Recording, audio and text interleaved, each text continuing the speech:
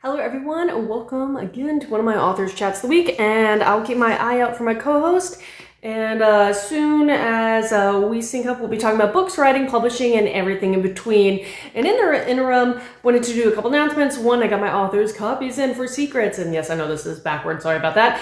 But this is an anthology where I participated with 13 other authors, there are 14 of us together, and the whole theme obviously is secret, so deception, mystery, and intrigue, and all the kind of dimensions of the unknown are involved with that, ranging from sci-fi, fantasy, and horror a little bit. So Secrets, now I have a few authors' copies right now. I'm super excited about that because they arrived just a couple days ago. The other thing that I'm excited about is that my special editions, you can see right there, you can see kind of what the actually iridescent covers look like, and then what the dust covers. Beep, beep. So I have those now in stock too. So fun stuff for me. It's been a week of stocking and shipping out things and signing books and all good things. But as I said, I'm gonna keep an eye out for my co-host. I thought I saw little face pop up on one of these icons. I'll keep an eye out. And then, like I said, we'll be talking about books, writing, publishing, and everything in between. If you have any questions for us, feel free to post them in the chat, and we'll love to try to attempt to answer them. That's the fun thing about publishing. When you're an indie author, there are so many different ways to publish, and I publish myself. So the route I can advise is very different than someone else who may go through the traditional route, or someone who hybridizes and everything like that. So there is that. I see your little logo. Where are you? But yes, as I keep, kind of trying to do my chameleon eyes, trying to see if I can catch him and send him that invite. Where'd you go? I know he's out about. Anywho, beyond that, some of the other things that's been going on, I have one of my pre-launches available for an upcoming special edition, which is going to be focusing on my Greek myth retelling. And let me see if I can send that. Where are you? I don't know why I can't see his logo. Greek myth retelling. It's going to be focused on the generation prior to the Trojan War. So no, you will not see Odysseus. That's why you have to wait and watch the movie, the Odyssey, that's coming out later on this summer. But this will be dealing with a lot of characters leading up to that generation, including the father of Odysseus, father of Achilles, Heracles, Jason, the whole Argonauts, Orpheus, my girl Atalanta, and a whole bunch of more. So that should be fun. Hello, hello. I said, I'm trying to keep an eye out for my co-host. I don't know why his little icon is not popping up. Cries in author size. Sad day.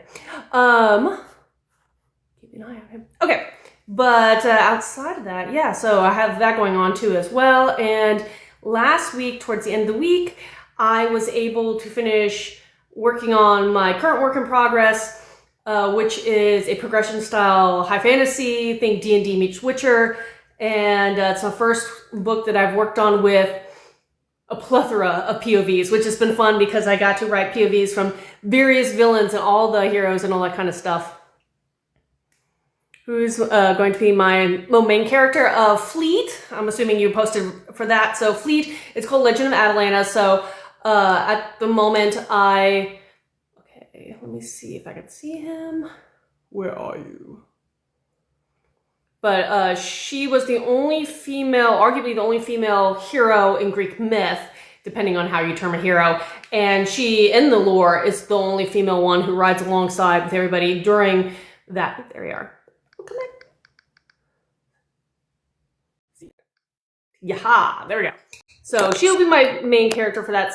It'll be a duology, but you're going to see all the other heroes, quote unquote heroes, because in Greek myth, that's one of the things I like to point out is that what they considered heroes and what we consider heroes in modern time, or they don't really line up. Sorry, I was just chatting and rambling as I was trying to keep an eye to connect, and I'm glad you are here. Hello.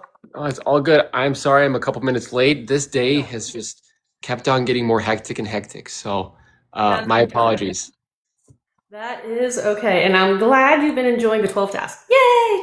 But yeah, no, I definitely understand that. That was me last week. It was just a rush, and then of course It was supposed to be, the long weekend. People are supposed to enjoy it, and all I was doing was wrapping and signing books, which is a great thing, but That's a good it, problem to have. it's a good problem to have. It's also sad because I looked back and I was like, oh, there goes my weekend. Yeah, you blink and it's over. Yep. So, okay, we're going to start fresh because for anybody who doesn't know who you are, I'm going to let you kick off since you're my co-host again, who you are and what you write, and then we'll get to the nitty gritty of writing books, all that stuff. Wonderful. Great. Well, hello, my name is Gregory Heal. I am an indie fantasy author. I've currently finished my first fantasy trilogy called The Sky Jewel Legacy. We're going to talk about it more, but I'll just quickly flash the covers. So this one, book one is Heritage. Book two is Crusade. You can't really see the title that well with the coloring, and book three is Destiny. It is a YA epic fantasy adventure, written for all ages. If you like Harry Potter, Avatar: The Last Airbender, Percy Jackson, Indiana Jones, there's a good chance that you're going to like my series.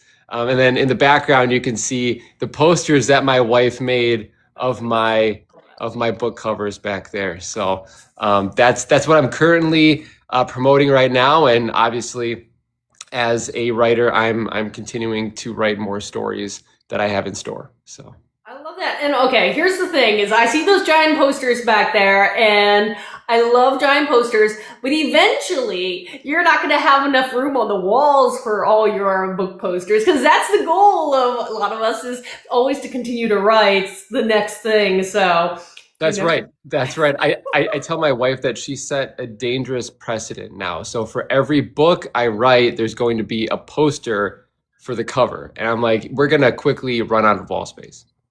Oh, yeah. And then that's when you start doing the ceiling and it becomes this kind of like... Oh, there you go. Yeah, just get creative with it. Find as much open real estate as possible. Yep. That would, hey, again, these good problems to have. So now that you finished, I think the last time we talked, it's been a moment, but you had not published a third one. I'm trying to remember if the second one was out at the time. I think it was. So I think you were working your way towards the third of your trilogy. So now that it's complete, how do you feel?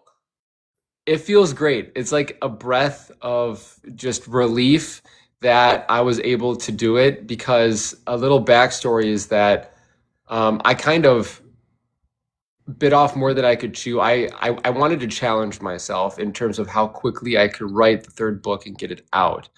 It took me 3 years to write book one, 5 years to write book two, just because life got in the way and jobs and everything. But then I was like, you know what? This story has been nagging to be told. It's been encompassing my entire, thoughts, both at work and outside of work. It's like, I just need to get it out. I need to release it, and I need to hear about like what people think, just the unfiltered, constructive truth. And so I was like, I'm going to write it in a year. And then, of course, that year came, and my wife gave birth to our first child.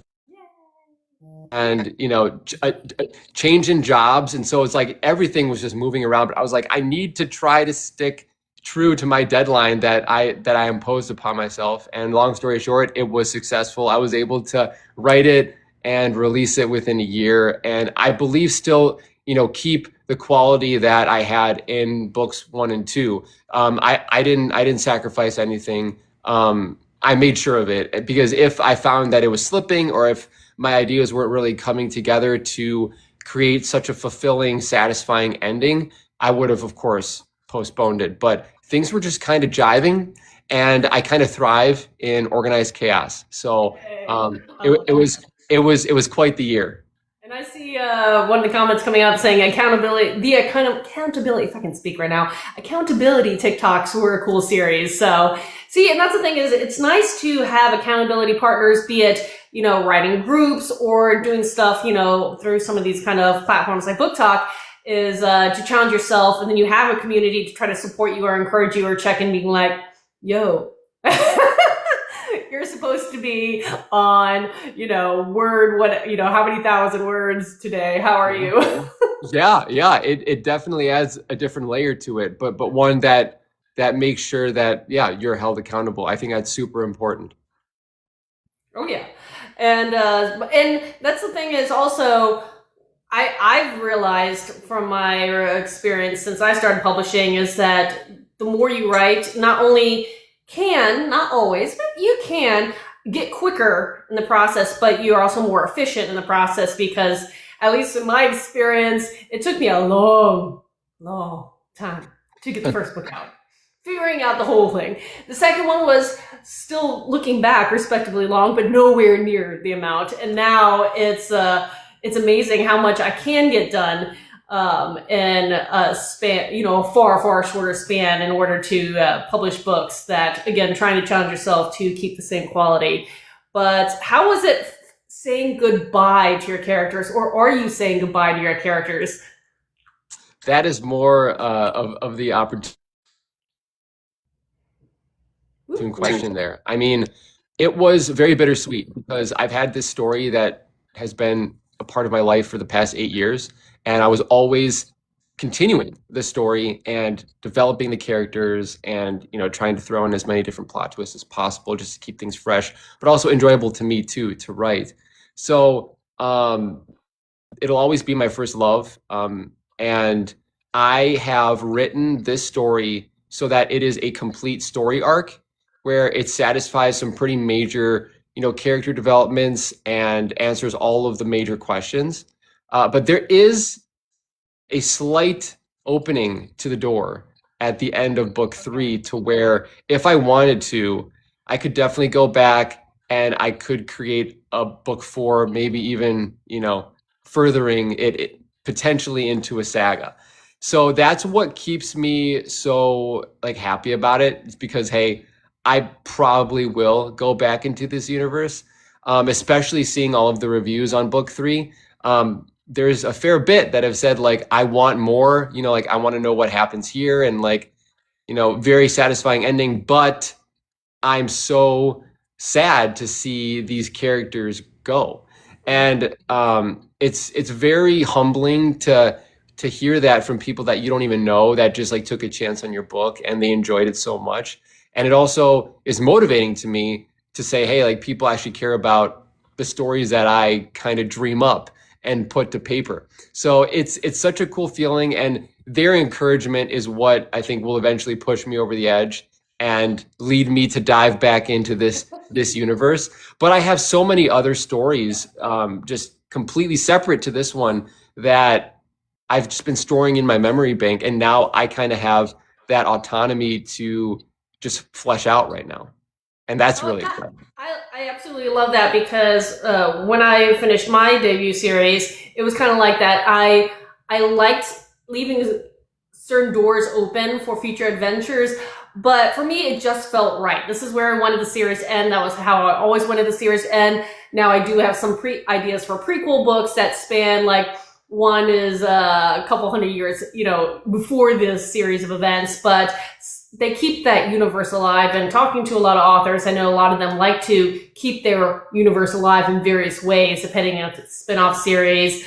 continuums, prequels, what have you. But I also understand the whole spinning off to different projects. So what do you have kind of planned next? Do you know yet? Have you kind of set your goal on your new book, baby? Yeah, book? so I have three different genres, some very, very different than fantasy. One of them is a children's book. Oh, I love that. Yeah, so this one actually I have written and I have illustrated far before I had the idea of the Sky Jewel Legacy trilogy. This was something that came to be out of a senior year creative writing class where I went down to the local, or my class went down to the local elementary school. We got with first graders, and then I just asked my 2 kids that paired up with me, what would you like to, hear about? And it was around Halloween. And so they were like, oh, pumpkins and ghosts, trick or treats, bobbing for apples. And that got me to thinking. And so I ended up creating and writing this story called Halloween Helpers. So it's all about teamwork, helping out those in need and never giving up. And that one, that was a lot of fun to do. And I'm like constantly editing it to make sure that I can properly query it to the correct agent for the age group that I want to write it for. So right now I'm kind of just in the throes of redoing that. And I mean, after you've written a 120,000 page fantasy novel, you know, a 36 page or maybe even half that, like a 14-page children's book seems pretty digestible. So that I kind of like the change in pace there. And so that one I'll just tinker on. I don't know if that'll come out before my next actual young adult novel. It's still going to be fantasy, but it's going to be darker. Okay. And the best way I can describe it is Count of Monte Cristo meets Emperor's New Groove meets Last Samurai. Okay. Yeah. So that's kind of the vibe that I'm going for. And the main character goes through this cocoon of development, kind of like Cusco in Emperor's New Groove, where he's like this entitled, spoiled prince, but he learns a lot along his journey. And the magic system, I'm really excited to delve into in this one. Without giving too much away, like magic's just been discovered, and it's only black magic. Oh. So all the magic is to be feared, and only used by the Queen's like secret service or like armed assassins. So that I've been having a lot of fun just building out and trying to figure out like its main purpose as a plot device in my book. And I'm also going to try to challenge myself to make this a standalone, if need be. Unlock. Yeah, I know, because like I feel like it can just keep going on, or the standalone will end up being like a Brandon Sanderson novel in like over 1,000 pages. So it's like I have to figure it out. Thankfully, I'm not that big of an outliner. I'm more of a pantser. So I think, the story will just evolve as I write. And, like you mentioned earlier, it's like it's what feels right to yourself. And, you just kind of have to run with it. So that's my actual next fantasy novel that I'm writing, aside from just tweaking my children's book that I eventually will get out there one way or another. Hey, children's books can be hard, so trying to go traditionally published with that makes the most sense, because I've heard from the indie community who does publish children's, it's just so much harder to get the right type of momentum to reach the right people for that kind of relatively niche genre, but it's still nice to be able to do that. And so I really hope that works fantastically for you. And yes, standard loans are hard. I see that in the comments.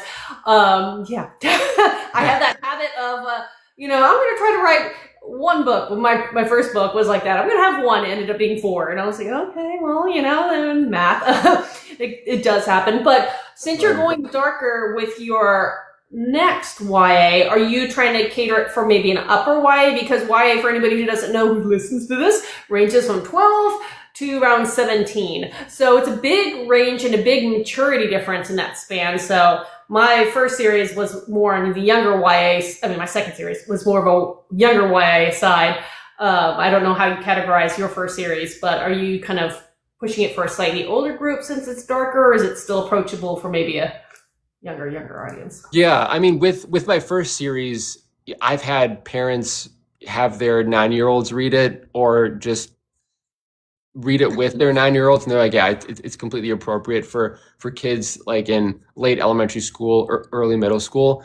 With this newer, darker fantasy, I would probably gear it, towards the upper echelon of YA, so like 15 and plus potentially. Like I'm not big into any, like, in terms of like too graphic or too horror or too spice influenced. So those things will still hopefully, bring credence to that it's meant to be in the YA space.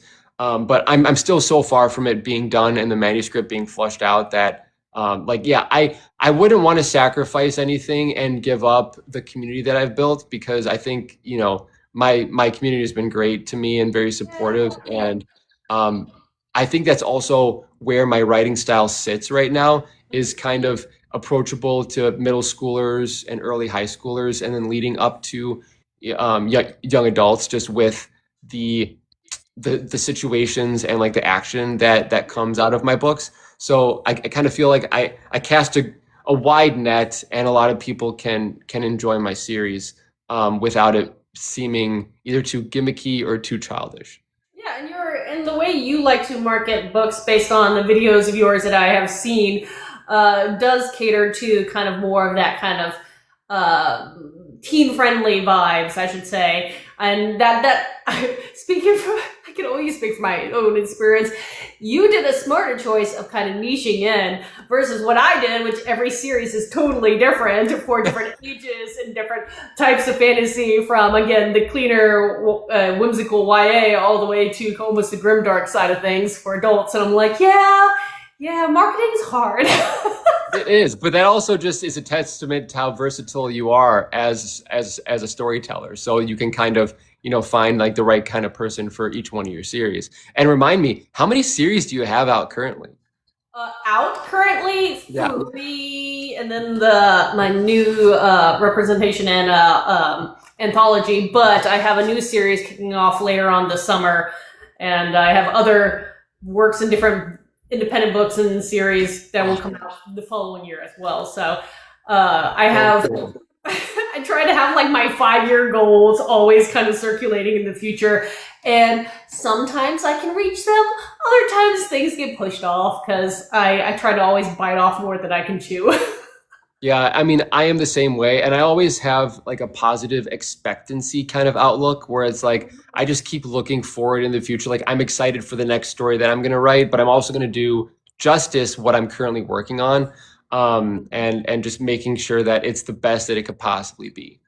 I love that. I do love that. So going back to your first trilogy, Yeah. if you were pitching it to people who have never heard of it before, how would you pitch your book? Who are the main characters? Let's kind of go backwards a little bit for anybody who sees this that's new / anybody who sees this once I put this hopefully on my YouTube channel later. There you go. Awesome. Well, yeah, it is for like I had mentioned, kind of geared toward the YA age group and young adults, and it revolves around a female main character.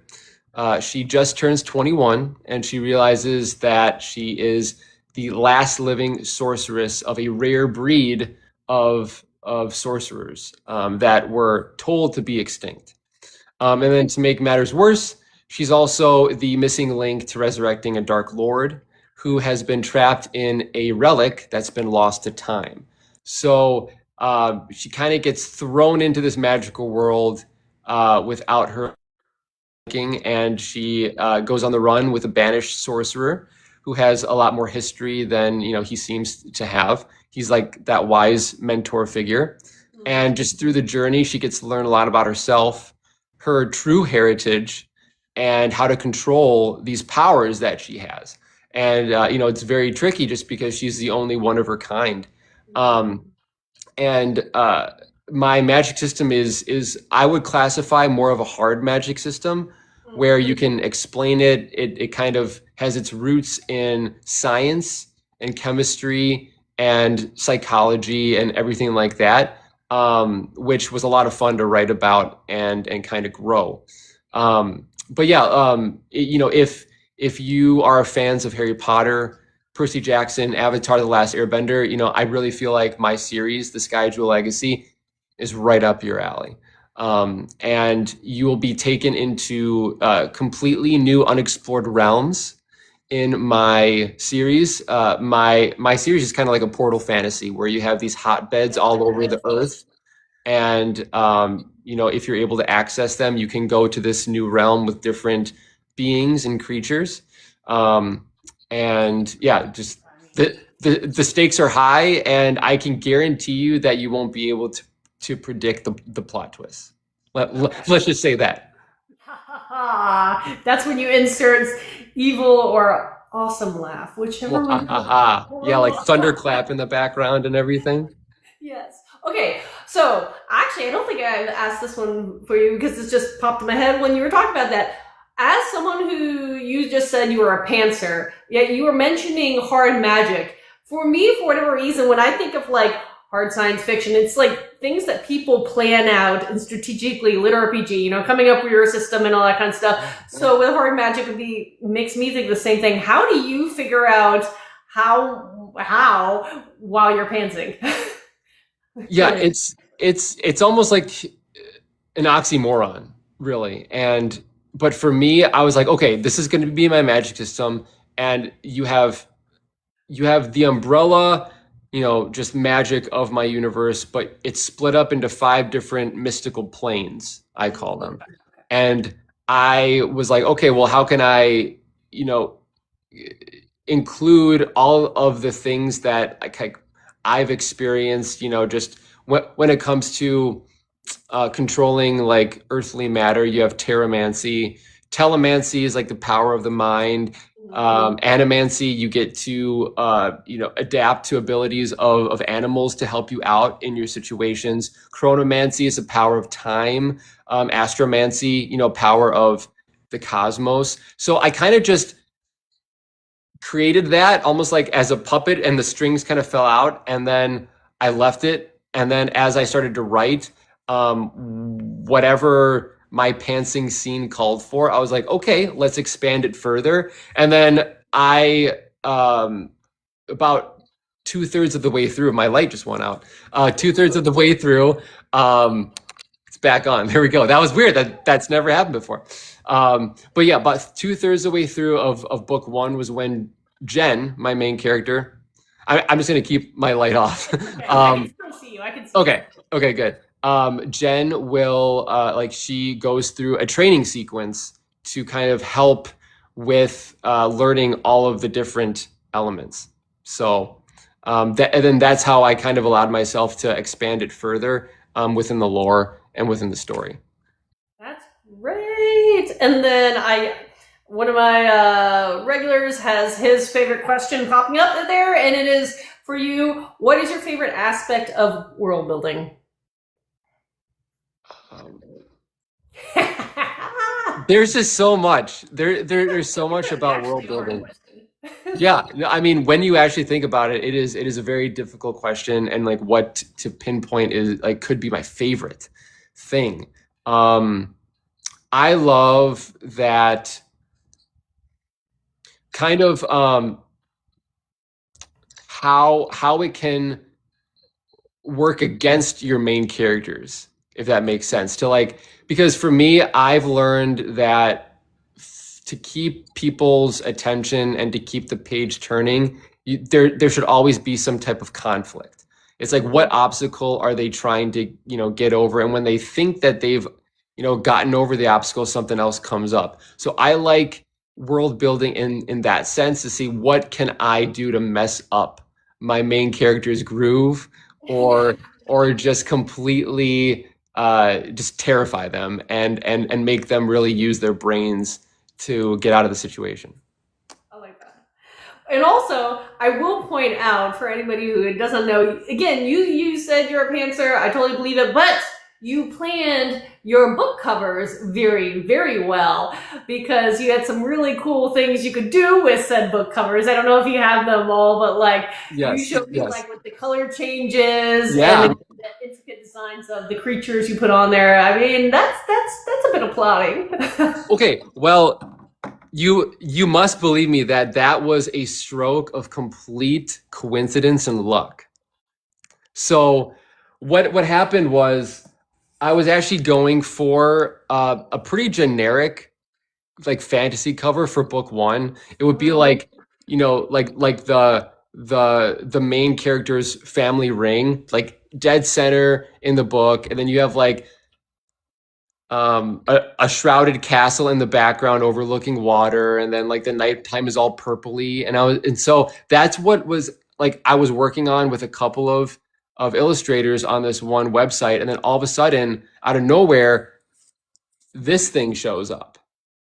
And I'm Yeah. like, that was nothing like my prompt that I was putting out there. But I'm like, this completely just captured me. And then I just like, okay, sorry, bye everyone. I'm like, you are my graphic designer. You're my illustrator. And so we just ran with it. She didn't like she had to tweak like one or two things, like maybe move the tail up. Like it was so minimal. Like what she sent over, I just fell in love with. And I love the yin yang aspect of it all. And then I kind of built that into my story about like the yellow griffin, symbolizing the main character, then the purple dragon symbolizing the villain for this book. And then as I was working on finishing book two, I was like, I love the yin yang vibe so much and the minimalist vibe of book one that I want to continue it. And then that's when I thought, wait a minute, I want the next book to kind of stand out on its own color wise. I want it to be contrasting. What can I do? Then I'm like, well, what if I just pull down this orange color and then I find the contrasting color for that one? And that's what's happened here. So it completely bleeds in to book two if you were to stack it. And then I was like, well, what two characters should I make as like the front and center personification of my characters in book two? And there's a unicorn in my book that helps out the plot move forward. And then there's this Russian deity called Aleshi, and he's pretty big in book two. And so that's kind of how book two came. And then obviously with me wanting it to be at least a trilogy, I initially had it planned for 4 books, but with a completely different ending that isn't as cool as what I did. So I'm glad that I changed it. So then when book 3 came around, I was like, okay, I got to end this with a splash. I have to keep the theme going of extending the colors. So I just pulled down this like seafoam green. I don't have enough hands to fully do the entire totem pole of it. But yeah, pulled it down and then I found the contrasting color for that while it turns back to white. And what's cool is you can almost do like this infinity loop because it matches. I was wondering about that because I've never seen you put it in that order, but I was about to ask. Okay. Yeah, so like it just kind of it just shows that everything's intertwined. There's a full circle to everything, which is a hint for what happens in my story. But yeah, then for book 3, the two characters are it's a white stag, which is a pretty big symbolism animal in Arthurian legend, and then you have a feathered serpent from Maya and Inca, like Quetzalcoatl. Yeah. So yeah, it's and to go back to what my favorite part of world building is, I could do my take on global folklore and legends and kind of explain how like those mythical creatures kind of came to Earth. And it's just through these portals from the other realms that I've created. So I'm pretty proud of how I kind of intertwined that and hopefully made it believable. So yeah. That's so fun. I love that. I definitely love that. And like, again, your covers, I've said it before, your covers are stunning, and seeing them, all 3 of them now complete and being able to do that, that's pretty cool. So actually, do you do live events? And I'm asking this because I'm trying to figure out like a cool way of like how you could display them so people can see that kind of infinity going on. But I was just curious if you actually do live signings or stuff like that. I've dabbled and they've been so inconsistent. The last one I've done, I can't even remember. It's been maybe over a year ago. So I haven't done it consistently. I think I would like to do it again. But yeah, I would just kind of have to figure out how to display this to make it eye-catching to bring, people who happen to follow my live interested. But yeah, for me, I'm right now just focused on doing what I've been used to, which is just, putting out little videos and just spreading it out on social media, and then finding a way through that, through the comments, through the direct messages to kind of build more of my community that way. Yeah, I mean, it seems like you do a fantastic job. I mean, I'm always entertained and pulled into your posts and videos and stuff like Well, that. thank you. I can't be the only one. Well, So. thank you. I appreciate that. And like I always try to bring value to the content that I get out there. But just looking at the analytics, typically between 85 to 90% of the viewers on all my videos are not subscribed, or they potentially could be seeing me the first time. That leads me to kind of skew towards doing more of my quick pitch on what my books are, and if you've read other books of like what other books would you read, to also like my series. So I've kind of delved more into that, and done more heavily, more videos that are heavily just regarded to that. But yeah, I'm always trying to sprinkle in some other fun stuff just about me, like my writing process, what other things I like to do as hobbies, to hopefully provide more value to people who've been following me along this journey for the past 3-4 years. Yeah, that is that thing, is trying to find the balance, because I follow market advice from people, and it is that thing that you'll always have your videos pushed to new people. So what percentage do you say your pitch, or pitches 1 through 5 for your book, and what percentage do you do of new things and interesting and personal things and all that kind of stuff? And we all have to figure out what makes sense for us. But Right. but yeah, it's again learning. We always are learning. Yeah, that's the thing. Like you're never a master, like never truly master. There's always something that you can take from your experience on this platform, just interacting with people, and what might strike your fancy to, use in a video. And like that's what the majority of things happen when I sit down to think of a video. I'm usually scrolling on TikTok and an audio pops up. It could be like a song that I love or something else. And then immediately like something just pops into my mind saying, oh, this would be great to use as an audio for my next video. And I kind of just let it happen that way. I don't really think too hard about my content. But I want to start moving toward that possibility, so I can actually provide something a little bit more than just funny dance moves and showing myself. But yeah, to your point, it's just whatever TikTok, whatever Instagram kind of pushes your video out to is kind of what I'm thriving on right now. Hey, I mean, ride that high. Yeah. Or you can be like me, that like stares at the wall and be like, what do I do today? Huh?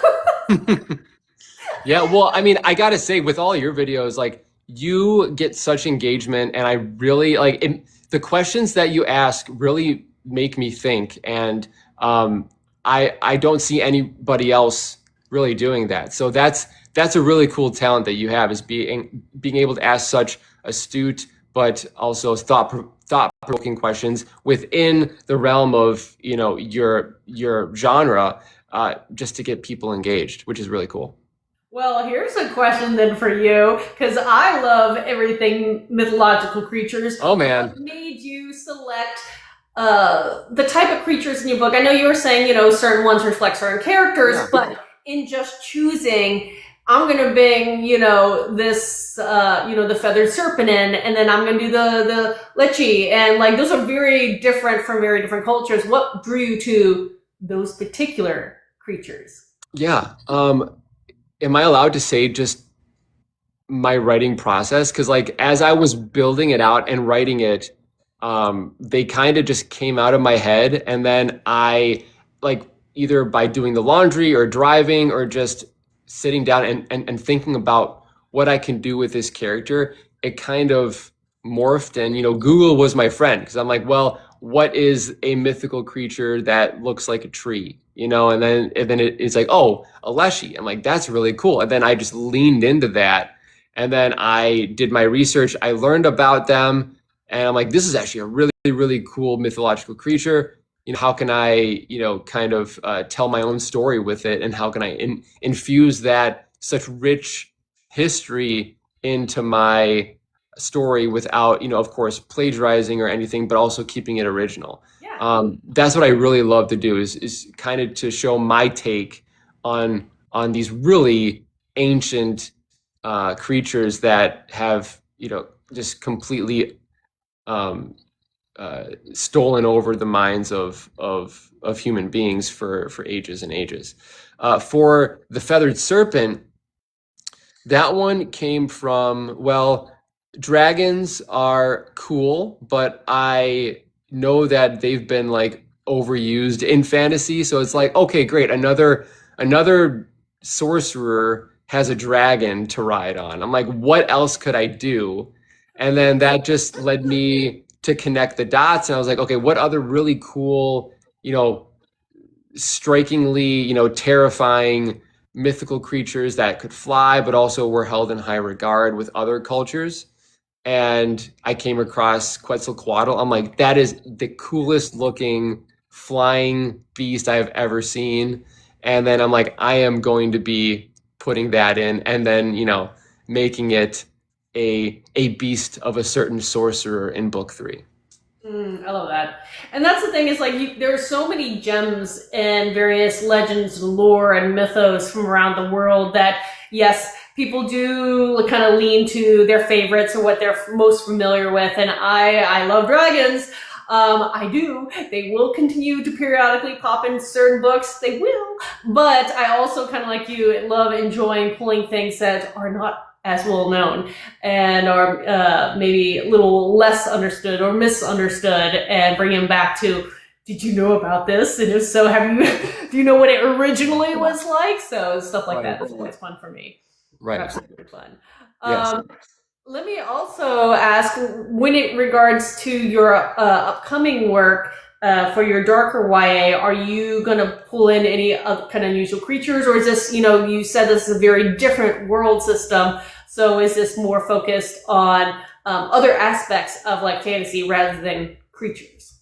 Yeah, it's going to be more on like politics of this world and of this kingdom that the prince thought was just and right, but he's learning as he goes through this treacherous journey through nature, like his nature, that like he starts to see the cracks.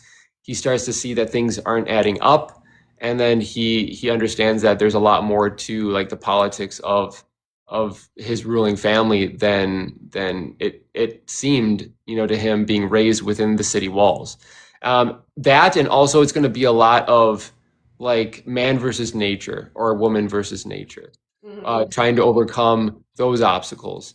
I'm putting into my series this fun flashback sequence that constantly happens with my main character as as he comes across these obstacles that he thought he won't be able to survive, but then he remembers something from his past that helps him get through it.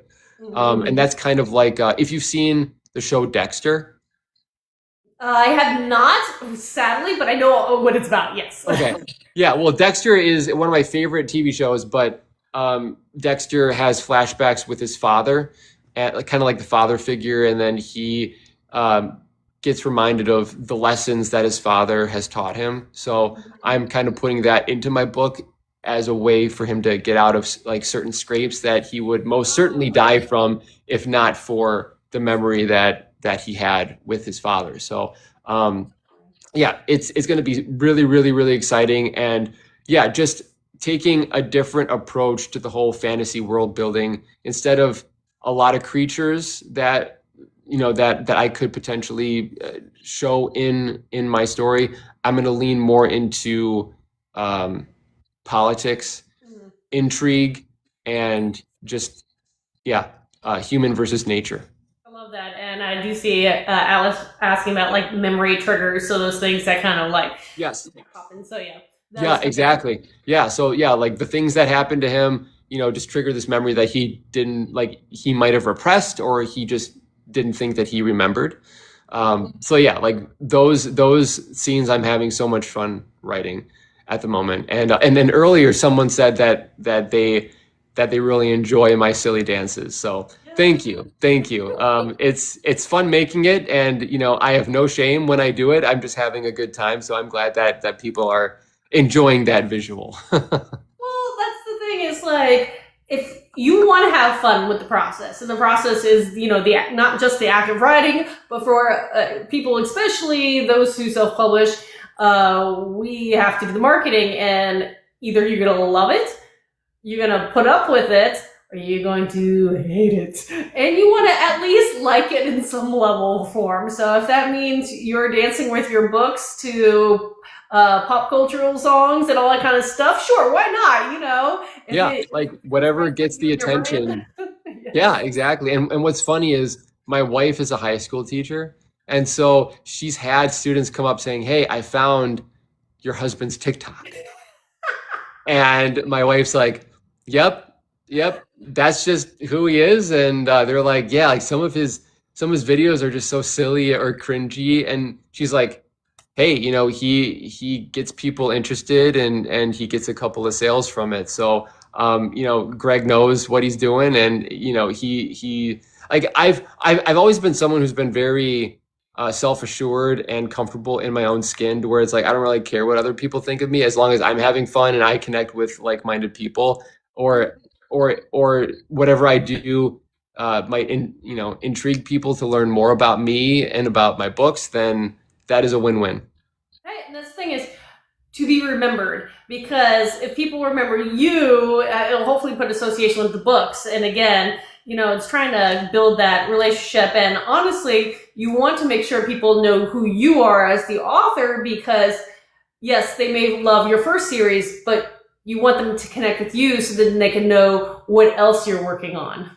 Yeah, yeah, and that's so true, because like I was actually gung ho on writing a different book, or starting to write a different book that's more historical fiction.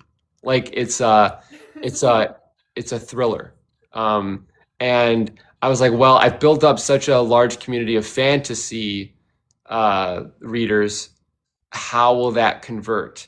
And and to your point about, people following me because they kind of know me and they like my personality, it's like, oh, maybe they might take the jump to, try a historical thriller if I write it, because they like my book and they kind of like the vibes that I put out, just as a person. So we'll see what happens, but that's going to be the next book after this next dark fantasy series. It's going to be a historical thriller.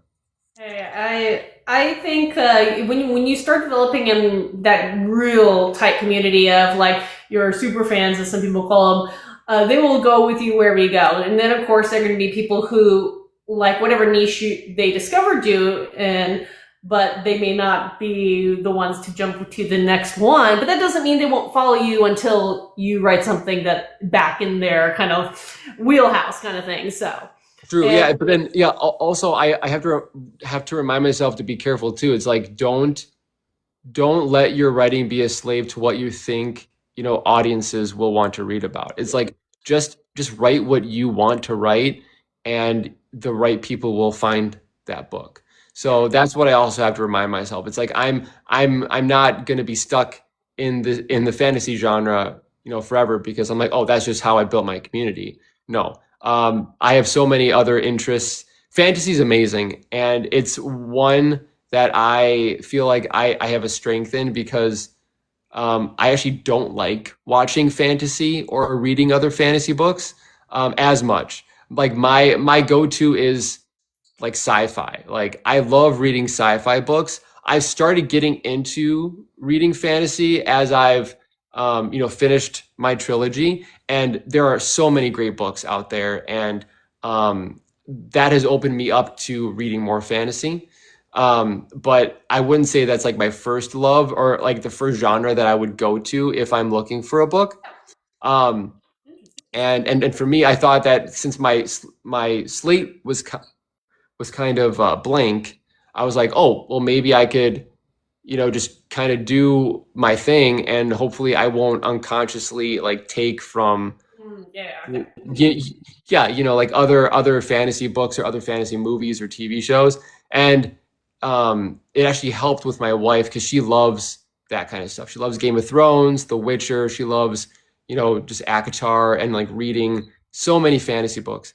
And so she would be my sounding board. I'm like, hey, this is what I'm thinking of making my story into. This is what this character is going to do. This is what's going to happen. And there were a couple of instances where she's like, Greg, that's kind of what happened in Harry Potter. I was like, I was like, really? Because like I've read like the first four books, Yeah. but I stopped reading after Goblet of Fire, and then I also stopped kind of watching the movies after Goblet of Fire. And so she's like, yeah, this happens like in Order of the Phoenix or whatever. And I was like, oh wow, like I didn't even know that. And so with her advice, I was like, okay, I don't want to seem like I got too close or copied something. So I tweaked it, or I completely just shelved that, and I made them go down a different avenue. So it's always good to have just someone in your corner that's kind of that knows more about the genre than you do, because I kind of came in saying, oh well, since I don't really read or watch a lot of fantasy, I'm safe. No, that's definitely not the case. Oh yeah, yeah, and I do see some comments that popped up. One was true. Oh, going back to your historical fantasy, saying, "Do people who enjoy historical fantasy like to dance?" And I was like, all I can think of is someone dressed in whatever period that you're writing. Yes. Yeah. No, I The completely answer agree is with why you. not? I And completely agree with then you. I do see another comment way down saying it's crazy how it works in reverse. Consume a little, and you draw your pool small. Consume more the bigger. So yeah, talking about pool inspirations. So it all depends, I guess, on who you are and how you pull inspiration. And I love to pull inspiration predominantly up until recently was from myths and legends and lore.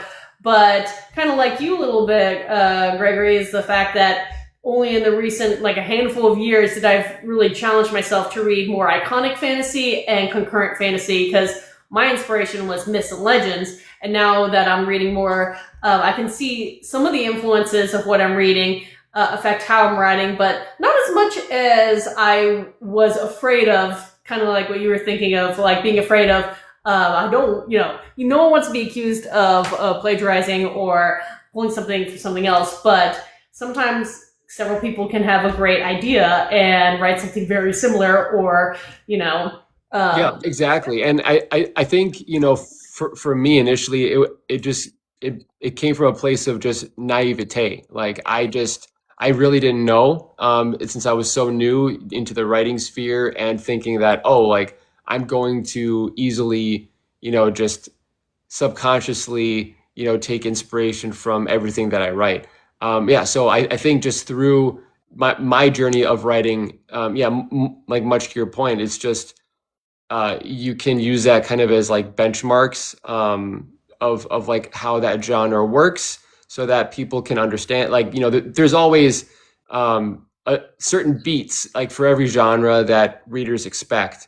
And I think, being able to read within the genre that you write is actually very helpful. So yeah, it's the more I think about it, it's actually quite fascinating, just kind of the turn of perception that I had from starting writing my fantasy book to now, where I was just like, yeah, like I don't read or write a lot of fantasy. I'm just going to do my own thing, to now where it's like, actually, that might actually help me out, lift me up, but also be more knowledgeable in that genre, so that when I do talk with people, I can kind of compare, contrast, and kind of, place my books in more of a proper stance within the genre. So yeah, this process not only strengthened my writing style and writing ability, but also just my whole perception of of literature in general, and it made me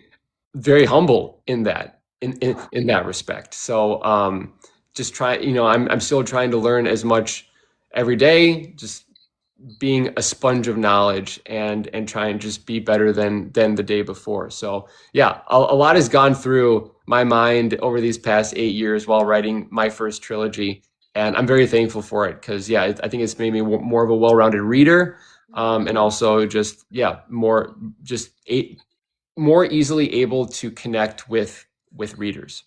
Yeah, no, and I love how you worded that again about always trying to improve yourself. And I know that's one of those personal things I always try to always improve myself as an author and all that stuff. I will say I will put like the whole asterisk above my head when I go to reading within my genre. The one thing that I try to avoid when it comes to, because I write fantasy that I totally develop, and then I have retellings. If there is a retelling out there that's covering the same characters that I want to write a retelling of, I do try to avoid that because I don't want to ever, I don't mind reading it after the fact, but I will try to avoid, okay, I don't want to read someone else's interpretation of the characters I want to write from myth because I don't want to be swayed or after the fact, also someone saying, oh, you took this idea. I'm like, no. Yeah. That would be the only thing that I do try to avoid. Once that I have my book out published, then I'll be like, okay, now I feel comfortable if I so choose to go back and read, some kind of overlapping retelling by some other author. But that's a very different thing because we are retelling the same story in different ways. But with that said, I'm looking at the clock and hours are whipping on by right now. Oh my gosh, that's crazy. So I do have a few questions I always like to ask because, again, if this platform is nice, I'll try to purpose this on my YouTube channel and put all your contact information down below. With that said, where can people get your books and in what formats are they found? Yeah, so primarily you can easily find them on Amazon, and I have 3 different versions. I have paperback, hardcover, and ebook. I do also sell signed copies just out of my basement office here. And those, of course, are both paperback and hardcover. And yeah, you can direct message me over Instagram. It's at gregoryheal.official. And then for TikTok, it's just at Gregory Heal. Yeah, and okay, are those your predominant main socials, or are you found elsewhere? Do you have a newsletter, website, that kind of thing? Yes, so I do have a link tree connected to both of those accounts that you can sign up for my newsletter. I will be forthcoming and say that I have kind of slipped on doing my newsletter for a few months, but those who are still on it, they'll be able to get just emails of whatever updates that I have going on, especially with my current writing. And then I also like to use YouTube more for shorts than anything. Yeah. But yeah, that's just at Gregory Heal as well. Yeah, that's the one thing I found on YouTube is that repurposing shorts does build traction. Though I will have to say the book talk community, no offense to YouTube community, but the book talk community has so far still has like the primo spot for me. I agree. I mean, it's a great group. It's a lot of electricity, and yeah, the support has never waned. So I completely agree with you on that. And this is also a great chance for yes, great. For anybody who's listening in to ask your last questions. And for you, Gregory, is there any question you wanted to ask that you haven't asked? Any topic you wanted to cover that we didn't get a chance to cover? Oh my gosh. No, I mean, we've just kind of had like a really good stream of consciousness over this past hour that I've enjoyed all of the topics that we've ran through. I'm thankful that you've reached out after a year or so of me doing this previously with you. So, and I look forward to the next time that we get to do this, hopefully once I publish my next book. Yeah, well, who knows? You might blink and it'll be done because it does sound like you're, getting to be, a quick writer in all regards. Yes, yeah, and it seems like the more I want to write, the busier my outside life becomes, and so it's kind of like it seems to wax and wane in parallel. So yeah, we will see, but that's just the fun of it. That honestly, the fun of it is trying to just find time in your life to write and honestly just do what makes you happy. those accountability viewers and fellow writers out there, I don't know if you're still doing those posts or still doing things like that to like challenge yourself to move forward. Because I will admit, I found out, and I blame this on NaNoWriMo kind of mentality. I never really participated in that because I don't like that pressure. Could I do that? Yes. I just don't like that pressure. It makes me dig in my heels, and I'm just like, no. No, I'm with you on that. And I think with me painting myself in a corner with my own self-imposed deadline on book 3, I was like, since I did it myself, I'm just going to scream it out to the universe, and I'm going to hopefully, get some hype around my series saying, oh, like the trilogy's coming up soon, like it's going to end. So like that's like the only times that I'm willing to do it. But yeah, with NaNoWriMo or just other things that like, okay, during this month or this week, this is when you're going to be, writing X amount of words or what have you. Yeah, that's not really my bag. Yeah. And it's okay to set challenges because I do that. I'll have my weekly personal challenges, but I will adjust them. But when you have that hard deadline, I don't like hard deadlines. No. It's, yes, I could do it. No, I do not want to. Please don't. Yes. The only time that I would accept a hard deadline from someone else is if I have a book contract and they're telling me, hey, we're paying you a hefty sum of dollars to get the book done by this time. And I'm like, okay, fair. Yeah. Well, when you work with editors, there are definitely editors that have hard deadlines of certain turnarounds and things. So that is part of the business.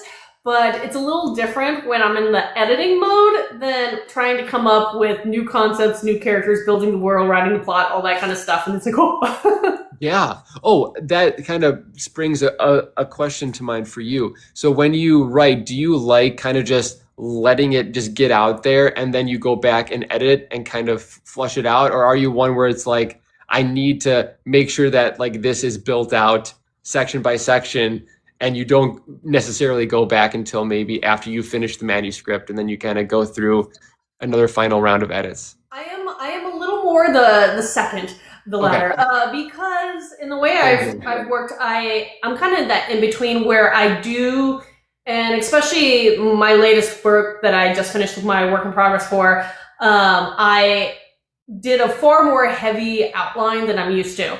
That does help. But with that said, I still like the world, coming to life, and characters will make choices, or I discover backstories and subplots and stuff like that. And that's still a lot of fun for me to let that be organic. But the way I write, usually I push myself forward, and I will make notes along the way of something that I'm like, hey, go back and reinsert this, or just make sure when we've changed this character's name 4 times, we've settled on this, or the spelling at the very least. That's what I'm terrible about that. I'll spell a same character like 5 different ways, and whatever towards the end of the book is what I settle on. And I'm like, oh, now I have to go back and like catch all those. Yes. Yeah. And it just reminds me of, as I was getting, like finishing up book 3, and I would make certain callbacks, to book 1. Since I'm a pantser, like I kind of was just like, oh, like that'll be fun, like to connect it, or just to expand on magic or anything like that. I was like, I need to make sure that it's correct in book 1 or book 2. And it's not like you can just Google it, like, it's popular like Star Wars or Harry Potter. It's like, oh yeah, what did Snape say in Chamber of Secrets? So it's like I don't have that database where I can kind of just like type it in and have it pull up, oh yeah, Greg, like this is what happened in chapter 17 in book 1, Heritage. And so I would find myself just being so paranoid that I'm like, I need to make sure that I don't contradict myself. Because, you say a lot in a trilogy or in 4 books or a 5-book series. So like I had my first 2 books by me at all times as I was writing, and then I would just keep flipping until I found, I'm like, oh yes. And then through that, there were a couple of things where I'm like, oh my gosh, I didn't realize that I made this a part of the lore. And I'm like, I would have completely contradicted myself had I not found that just accidentally. So it was kind of, again, riding by the seat of my pants, but I'm also a perfectionist too. So like when I was doing that, like I won't rest until I I find that specific thing in my previous books to make sure that the lore is streamlined, it's airtight, there's no plot holes or, characters wouldn't do or say anything that wouldn't necessarily make sense.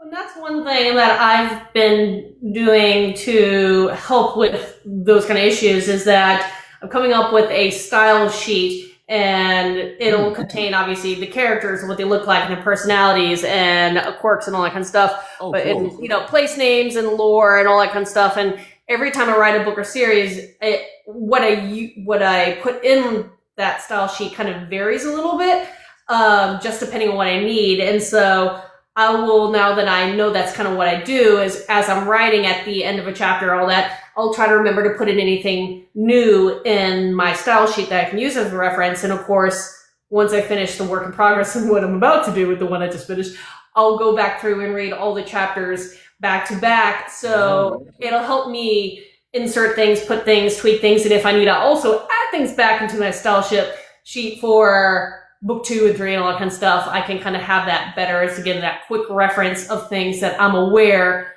I will probably be asking those questions at a later date. But that's just something that I've learned to do over the years. So I like that process. Yeah. I mean, it also saves time too. So instead of looking back, a lot of time in the beginning saves time at the end. there you go. There you go. Fair. Very fair. But since we've hit the end of the hour, since I'm East Coast time and I am not a night owl anymore, I'm going to probably slowly go to bed. But for everybody who's been hanging out, thank you so much for joining us. And thank you, Gregory, for hanging out for this past hour and reconnecting and talking about your completion of your first series and what you're kind of working towards over the next couple years. So that's all very exciting. And, I am just enamored with the way, you work, you write, what you've created so far. Well, thank you. Yeah, that means a lot. And, likewise to you, just being able to see what you're able to do and how you're able to connect with your community definitely motivates me and inspires me. So I thank you again for reaching out to me. This has been great. I really love our chats and looking forward to future. And everyone who has joined, thank you again. And thank you for those who have commented and asked questions. We love an active community and lots of questions. Yes. So then I don't have to come up with the most random things. That's true. That's true. But yes, thank you everybody. And I hope you all have a wonderful afternoon, evening, morning, wherever you are in the world. And happy reading, everyone. Yes, Bye. happy reading. Bye.